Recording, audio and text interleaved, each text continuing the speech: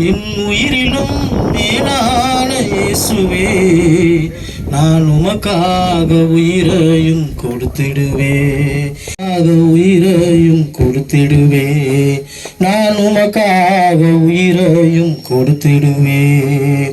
பரலோகில் என்னையும் சேர்ப்பதற்கே என் பாவம் தன் மீது சுமந்தவரே, உயிரையும் கொடுத்திடுவேன்.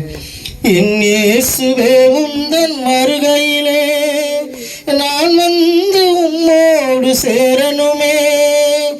இயேசுவே தெய்வம் என்று அறிந்து கொள்ளுங்க, அவர் ரத்தமே மருந்து என்று புரிந்து கொள்ளுங்க.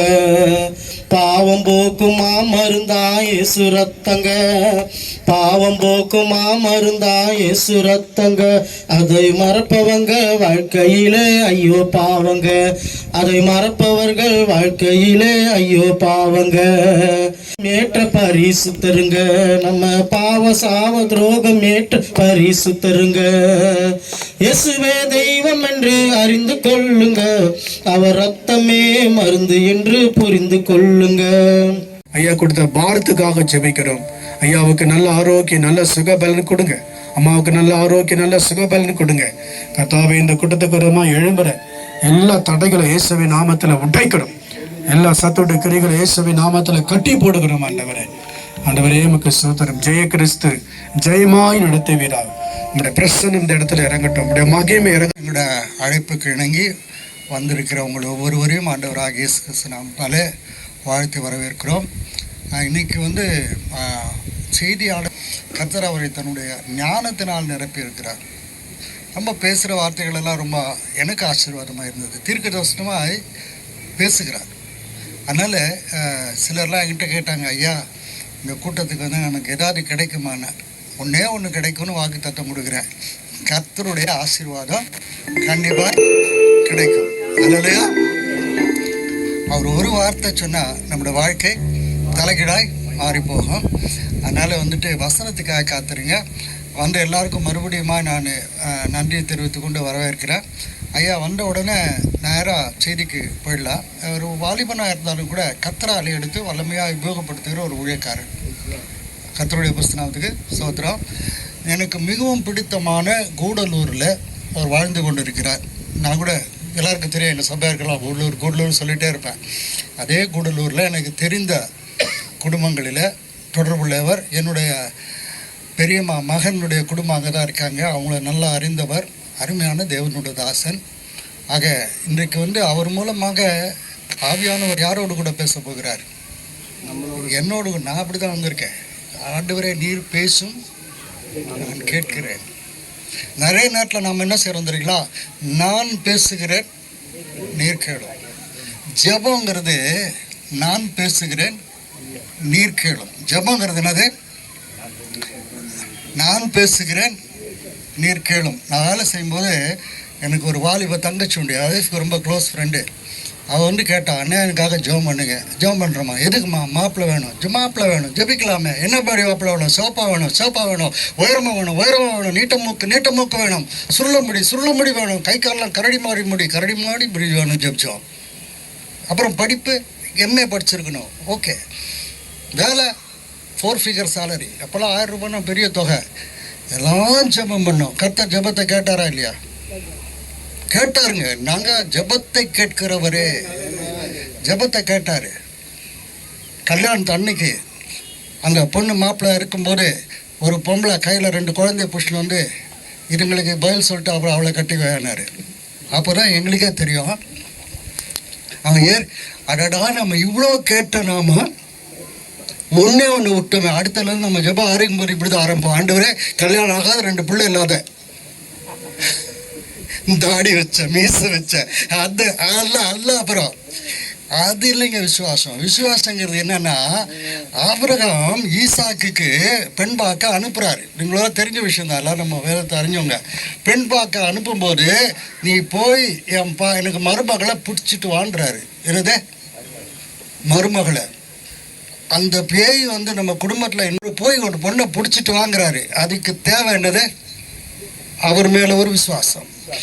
இவர் என்ன செய்கிறாரு, ஈசாக்கும் அந்த பொண்ணுக்கு பார்க்கணும், அந்த பொண்ணு கூட பேசணும், எதுவுமே இல்லை. அப்பா சொன்னால் அது கரெக்டாக இருக்கும், இந்த அப்பாவுக்கு அந்த அப்பா சொன்னால் கரெக்டாக இருக்கும். சரி, இதுதான் 3 ஒரு வழியாக போச்சு, 2 ஒரு வழியாக போச்சுன்ட்டு வேலைக்காரனை பார்த்தா அவர் வந்து ஆண்டவர் அறியாத மனுஷன். கடைசி வரைக்கும் என் தேவன் அவர் சொல்லவே இல்லை, என் ஆண்டவருடைய தேவன். ஒரு வார்த்தை கூட என் தேவனேன்னு அவர் சொல்லலை. என் எஜமானுடைய தேவன், என் எஜமானுடைய. அப்போ அவருடைய தேவன் ஏதோ தெரியாது. ஆனால் அவர் சொல்கிறாரு, எந்த பொண்ணு நான் கேட்ட உடனே குடிக்க தண்ணி கொடுக்குறாளோ அவளை கொண்டு போய் கட்டி வச்சிருவேன், அவ்வளோதான். எனக்கும் என் ஒட்டகங்களுக்கும். இவர் போய் நிற்கிறாரு, ரெபேக்கா வரா, இவர் கேட்குறாரு, அம்மா தாயே கொஞ்சம் குடிக்க தண்ணி கொடுக்க, நான் உனக்கும் ஊற்றுவேன் ஒட்டகத்துக்கும் ஊற்றுவேன்.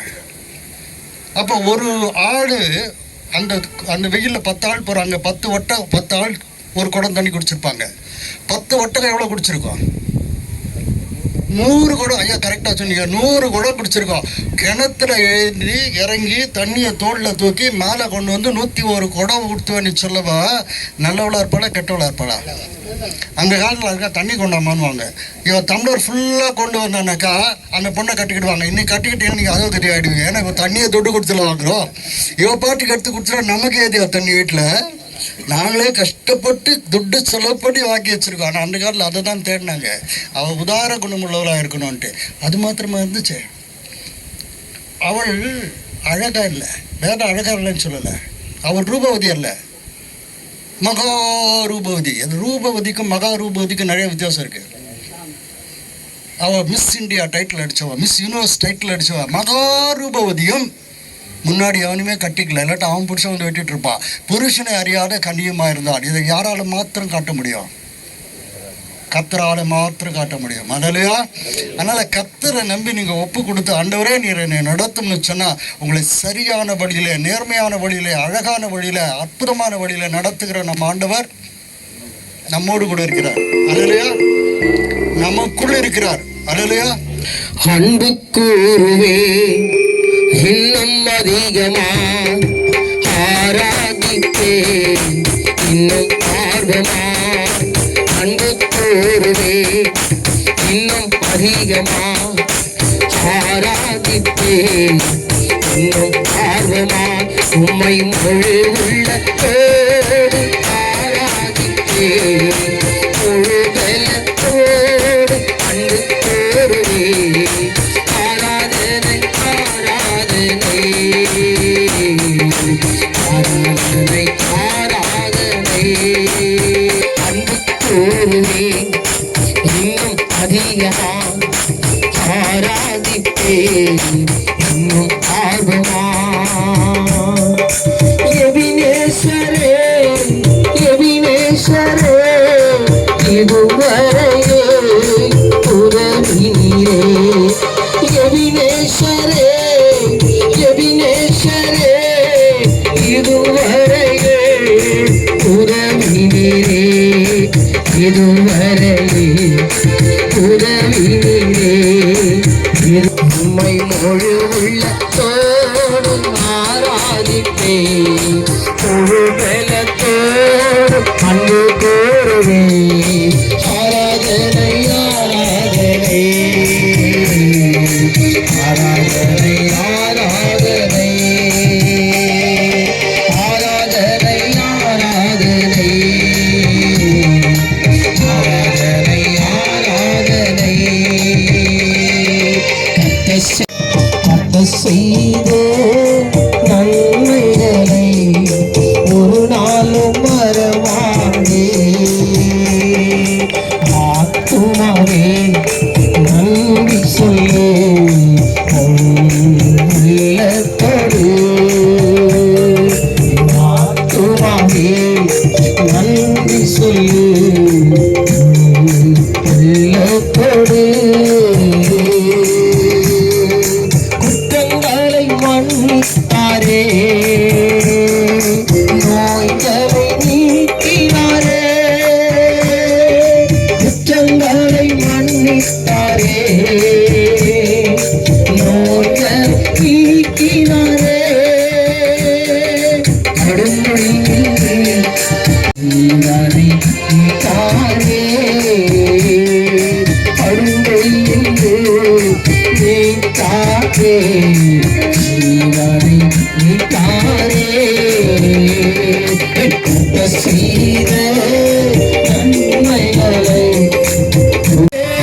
எனக்கு செய்த நன்மைகளை ஒரு நாளும் மறவாதே. ஆத்துமாவே நன்றி சொல்லு உள்ளத்தோடு. ஆத்துமாவே நன்றி சொல்லு உள்ளத்தோடு.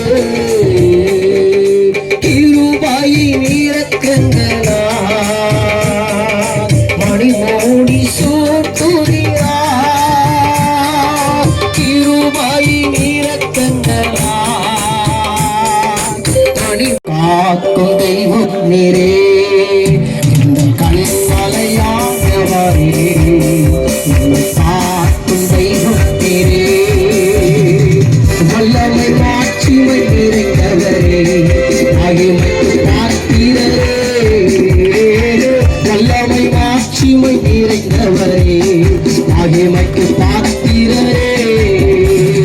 ஆராதனை உமக்கே, ஆராதனை உமக்கே, ஆராதனை உமக்கே, ஆராதனை உமக்கே, ஆராதனை உமக்கே, ஆராதனை உமக்கே, ஆராதனை உமக்கே, ஆராதனை உமக்கே.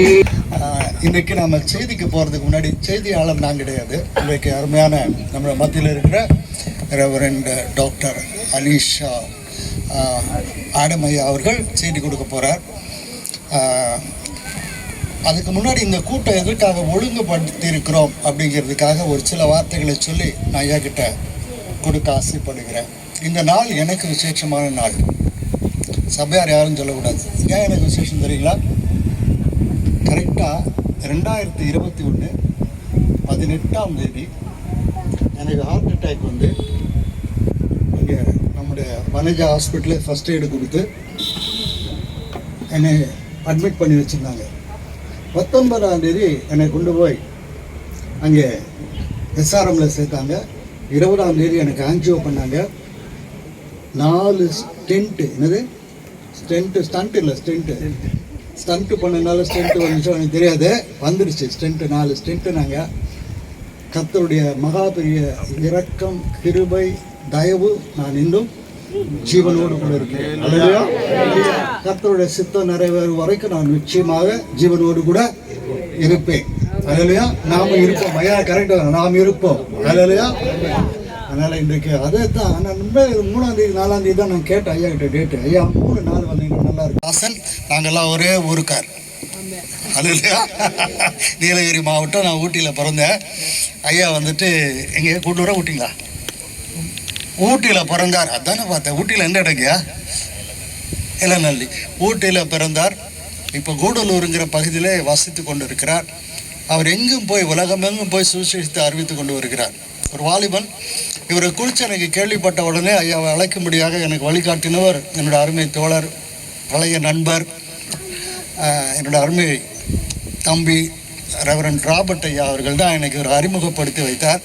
ஆவியில் உணர்ந்த ஒரு சுவிசேஷ கூட்டம். ஐயா கூட கேட்டார் என்ன மீட்டிங்னார். இல்லை சுவிசேஷ கூட்டம்.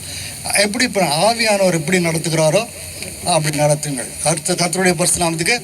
இன்னைக்கு மதியம் கூட நாங்கள் 2 பேரும் போய் டீ சாப்பிட்டுட்டு பேசிக்கொண்டிருக்கும் போது அவர் மூலமாக நான் அவரை தூக்கி வச்சு நான் சொல்லலை. உள்ளதை உள்ளதென்றும் இல்லதை இல்லதென்றும் சொல்லுங்கள் வேதம் சொல்கிறாங்க. நான் பேசும்போது அவர் மூலமாக அநேக தீர்க்கதரிசன வசனங்களை சிலருக்கெல்லாம் அந்த தனியாக போய் அந்த அந்நிய பாஷையில் பேசி சொன்னால் தான் தீர்க்கதரிசனம் வரும். சிலருக்கு பேசும்போது ஆட்கள் நான் சந்திச்சிருக்கேன். பேசும்போதே அது தீர்க்கதரிசனமாக இருக்கும். அப்படிப்பட்ட ஒரு வாலிபரை நான் கண்டுபிடித்தேன். இப்போ ஒரு சின்ன கேள்வி கேட்டுட்டு நான் ஐயா அறிமுகப்படுத்துகிறேன். எலியா பெரிய தீர்க்கதரிசியா, எலிசா பெரிய தீர்க்கதரிசியா? எலிசா. ஏன் எலிசா? ஏன் எலிசா? நீங்கள் ஒரு சொல்லிட்டீங்கன்னா அது எனக்கு பதில் சொல்லணும். ஏன் எலிசா மாட்டினீங்க? நீங்கள் ரொம்ப நாள் கழிச்சு 25 வருஷம் கழிச்சு வெயிட் பண்ணுறாங்க. இன்றைக்கு மாட்டினாரு. ரொம்ப நெருங்கிய நண்பர். ஏன் எலிசா? அவர் 14 அற்புதம் செய்தார். கரெக்டு தானே? 1 செத்த பிறகு செஞ்சார். கரெக்டு தானே? பெரியவர் தொடர்ந்து பயணங்கள் பண்ணவர். கர்த்தருக்கு ஸ்தோத்திரம். ஐயா சொன்னது கரெக்டு. ஆனால் அதை விட கரெக்டு. சரி, அவர் கூட அல்லேலியா போடுறவங்களா சொல்லுங்க. எதுக்குமே அல்லேலியா போடாத ஒரு அல்லேலியா சொல்லுங்க. அது வந்துடும். எதுக்கே போட மாட்டாங்க. ரிஸ்க் இப்படி வந்தா தப்பு. ஐயா, எனக்கு தோணுதுன்னா எலிசாவை விட பெரிய ஒரு தீர்க்கதரிசி எப்படின்னு கேளுங்களேன்.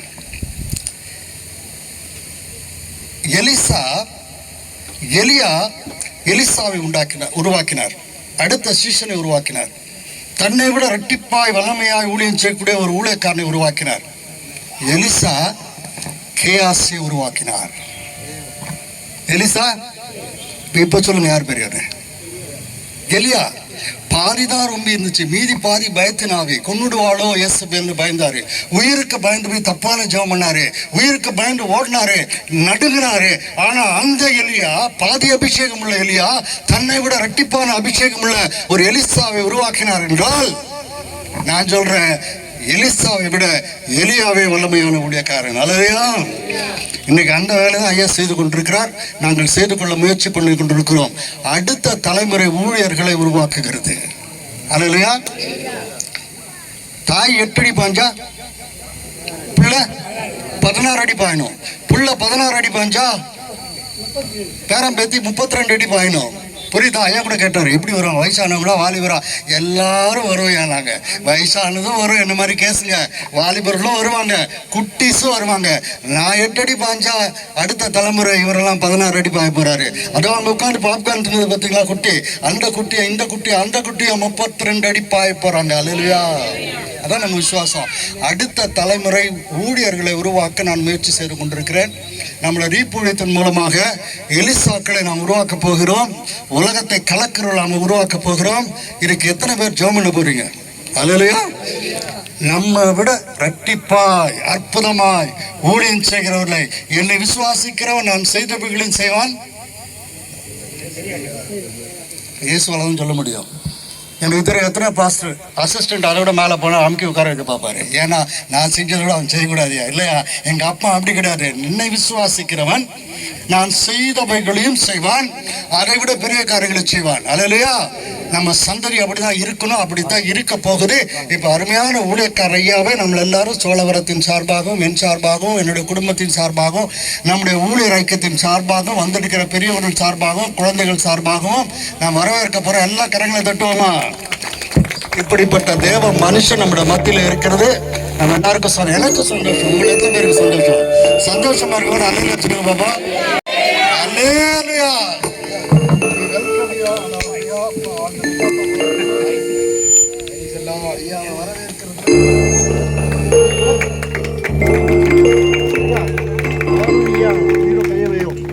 போட்டோ எடுக்க சிரிக்கிற மாதிரி எடுக்கியா?